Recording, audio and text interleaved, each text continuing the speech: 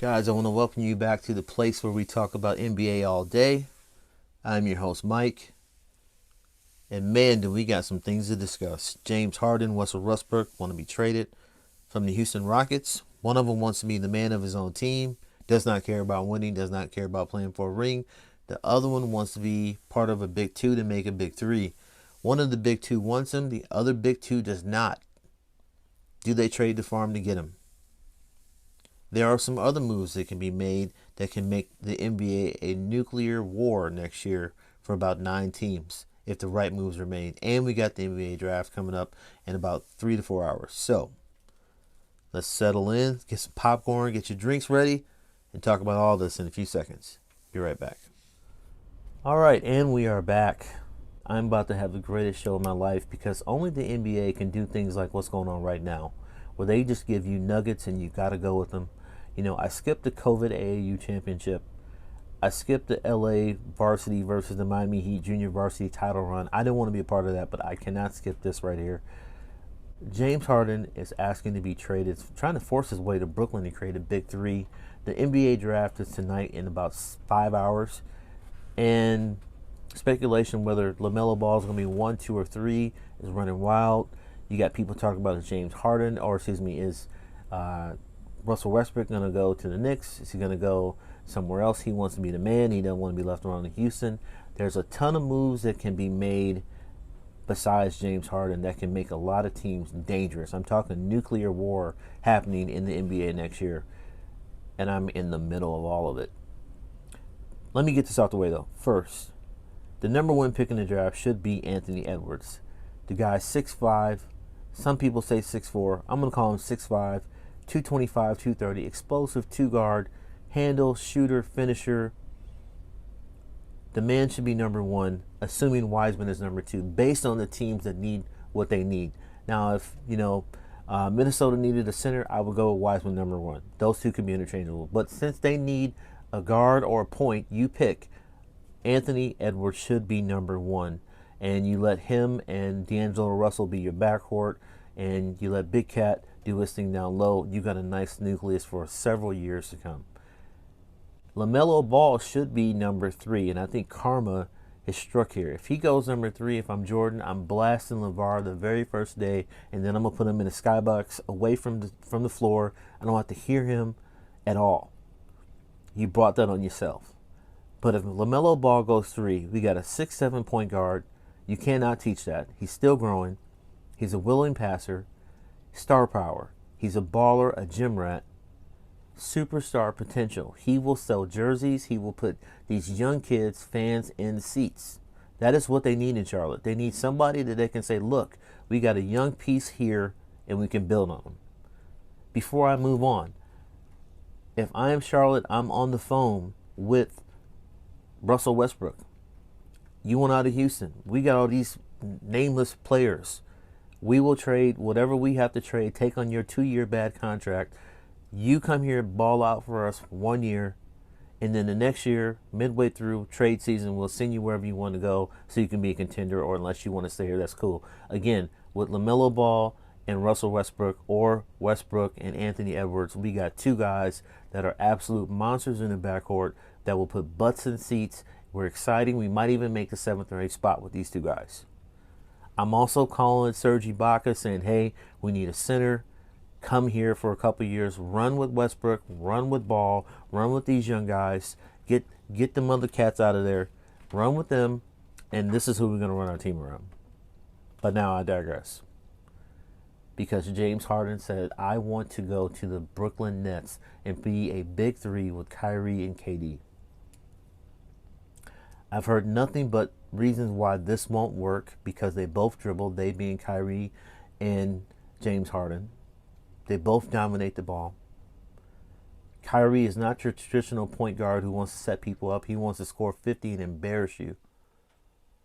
And if I'm James Harden, I don't not go there, but I think I put it out there. Trade me for Kyrie. And Houston, hear me. I don't only take phone calls if you're mentioning Kyrie. If Kyrie is not involved, I don't take that call. Not to discount the other 4 guys, but I'm not going to help you build a big 3 and win a title in my face. I'm only going to say, send me Kyrie and Jared Allen, or send me Kyrie and DeAndre Jordan and some picks. And I actually think that helps Brooklyn more than having all three of them on the floor together, because Kyrie is on some other crap when you go from sucking in Cleveland to winning a title with LeBron in Cleveland to arguing with LeBron about your role. I want my own team to lead. Okay, you get your own team and you don't even get to play in the playoffs. You're hurt and they do better without you cohesively. Then you say, I want to go to Brooklyn with KD, and you get there, and before you played, a full season, you haven't played a single game with KD, and you ain't played a full season, and you tell me we don't need a coach. And that team was, and you're downplaying the ability of your teammates, and they got into the playoffs without you. No, he's not the leader that you need in Brooklyn, in my opinion. So if I'm Brooklyn, we ship him out. And if I'm James Harden, I'm saying, hey, ship him out. And me and KD will get this done. And trust me, they will be addition by subtraction right there. Now, if I'm James Harden, I also do not overlook Philly.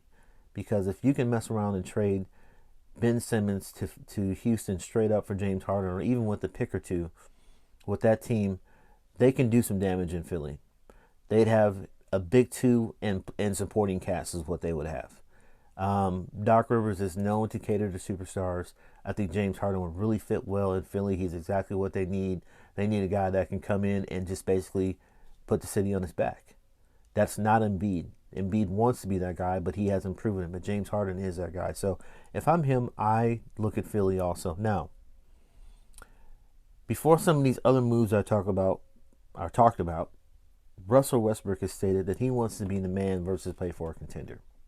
Okay. So again, if I'm Charlotte, I'm on the phone with Westbrook. Got a relationship with Mike. We need a star power. We need butts in seats. Cool. If he goes to New York, okay, whatever. Now, some of these other guys, we're on Brooklyn. Let's just stick with them. If I'm Spencer Dinwiddie, I'm on the phone with the LA Clippers. And I'm saying, hey, I hear you guys need a point guard. Clearly, Kyrie is the man here.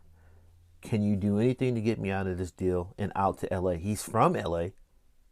So surely he probably wants to go home. He grew up a Kobe fan.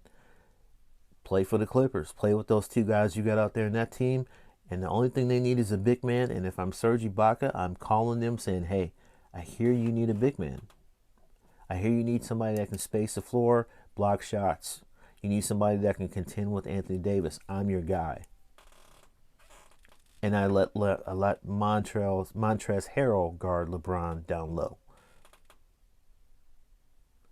I would make that phone call immediately if I'm the Clippers. If I am Paul George and they don't trade me out of LA, now hopefully they keep Paul George in LA. But if they are so disgusted with Paul George being in LA, I don't trade him to the Knicks. If I'm the Warriors, I'm on the phone with the Clippers saying, hey, we got this guy named Andrew Wiggins and we got a $17 million exemption that we're willing to trade you for Paul George. Because if you mess around and put Paul George in Durant's role and you got Steph and Clay and Dre and then you got James Wiseman, you have problems. You have problems. That team is going to average 120 points. You have problems. PG is not damaged goods. He's just damaged reputation.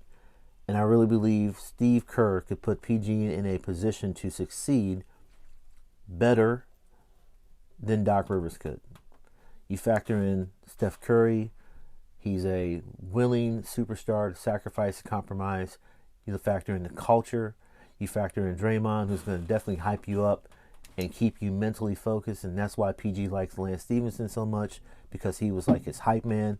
So the Warriors is a good fit for PG.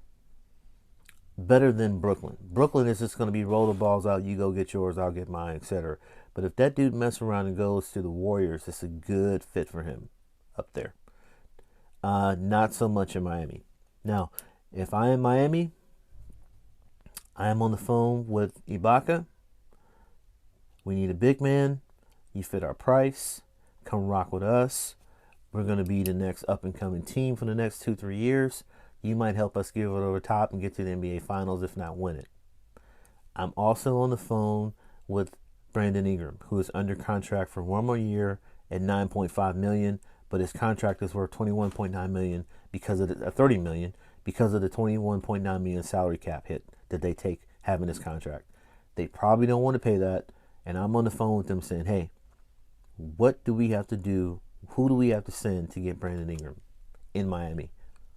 I was going to pair him up with Giannis in Milwaukee, but Giannis just got Bogdan Bogdanovic and Drew Holiday. So that is gone. But if I'm Brandon Ingram, I would have been looking at pairing myself with either what they got going on in Miami or wherever Giannis is going. If he's going to stay there, I'm rolling up in Milwaukee next to him. Could you imagine 7'1", 7 foot, and 6'11" as your 5, 4, and 3? And they all can shoot threes, and 2 of them can drive and get to the basket from half court in 2 dribbles. I mean, that's a long front court right there. And you got Drew Holiday? Yeah, that's a nice little front court right there. So if I'm Brandon Ingram, I am not staying in New Orleans. New Orleans doesn't want you to be the man anyway. The NBA wants Zion Williamson to be the man. The Pelicans want Zion Williamson to be the man. And that's fine. But the point is, it's never going to be your team. You're never going to get the credit. So if I'm him, I'm looking around and I'm saying, who do I attach myself to if I want to win a title? You can mess around and take Ingram and put him back in Charlotte, or you can put him on the Golden State Warriors. Let's stick there. You could put Ingram on the Warriors, trade him for that trade exemption, and now they're under the cap. Both teams are under the cap, because if the Warriors use it, they go over the cap too. And for $10 million, Brandon Ingram, that's a steal. Put him in that KD role and run it. So there's a lot of moves that can be made. I was going to talk about Gordon Hayward, but we're going to leave him out. But 4 or 5 guys that I would be looking at would be Dinwiddie. Does he stay where he is? If I'm him, I try to force my way to LA. I do not take the trade to Houston and rebuild. And you can say, well, it's my team, I'm a starter. No, screw that. I'm trying to get to LA. If I'm Ibaka, I'm going to either the Clippers, the Nets, the Heat, or the Warriors. They all need a big man. And I know they're going to draft Wiseman, but they still need a big man. But if he was in the Heat, if he was in the Clippers, man, they could have done some things with him last year. If I'm Paul George, I stay where I'm at. But if they're content on moving me, then I say, all right, let's go to Golden State. Let's go to Miami. If I am Brandon Ingram, already talked about that. Now, one team that needs to get involved is the Denver Nuggets. They have Gary Harris. I can't think of the other guy's name, but they want to get Michael Porter Jr. some more minutes. And they have not done anything with Jeremy Grant yet. So if they're going to let Jeremy Grant walk, which they shouldn't, if they're going to let him walk, they got to offer up some sign and trade. They got too many wings that they could send to Houston's way and get James Harden back and keep right on rolling. And actually, could you imagine Michael Porter, you got the ball in Jamal Murray's hands, and then you got James Harden as your 2 guard with Nikola Jokic. That's a problem. That's a problem in the West. So if I am them, I do that. I'm on the phone and I'm like, look, we got all this talent. Who do you want? This is who we're willing to send, and we run with it. And if I'm Portland, I stand pat. Portland just needs to play better, get smarter. Stop playing from 78 feet out. Stop taking shots in under 7 seconds. Portland just needs to play smarter. They have enough talent. Re-sign Melo. They have enough talent. They got a lot of little bitty guards. So they could let some of them go. But, re-sign Melo. Keep Gary Trent Jr. Keep Dame. Keep Nurkic. You got Whiteside coming off the bench. You got a lot. They got a starting 9 out there in Portland. And if they would just make better shots and play more mid-range to 3-point versus 3-point only, they would do a lot better. I like what Phoenix has done by adding Paul George or Chris Paul. But that's it. This is my pre-draft show. We talk NBA all day. I'm your host, Mike. And again, some of these moves, just me thinking about who could do what. But you guys let me know what you think. I think if James Harden goes to Brooklyn, because they weren't guaranteed to be in the finals with just those two. If they go to Brooklyn with those three, they should be in the finals. Should be. But Milwaukee's going to be a problem. But I think Brooklyn would be better off trading Kyrie and letting James Harden and KD be your franchise cornerstones and you build around them. Just from a cohesive unit, they would be better. Sorry, Kyrie, you'd be the third man out and your feelings would be hurt and we'd move on. But that's just what I would do if I was them. And if I am the Heat, I'm on the phone and I'm trying to get two guys, maybe three. Paul George, I'm trying to get Brandon Ingram, and I'm trying to get Ibaka. Two of those three, you could get those two, and you are definitely in the finals next year, even with Miami being who they are. And I will stand by that. I will stand by that prediction. If two of those three guys show up in Miami, I believe that Miami will have enough to beat Brooklyn, and I believe Miami will have enough to beat Milwaukee again. So that's my opinion, guys. You tell me what you think. As I said, this is a place where we talk NBA all day. I would love to hear what you think. Comment down below. Tell me where I'm right. Tell me where I'm wrong. Tell me where I'm going crazy. Subscribe. Hit that like button. And I will see you in the next show when we'll talk about the draft.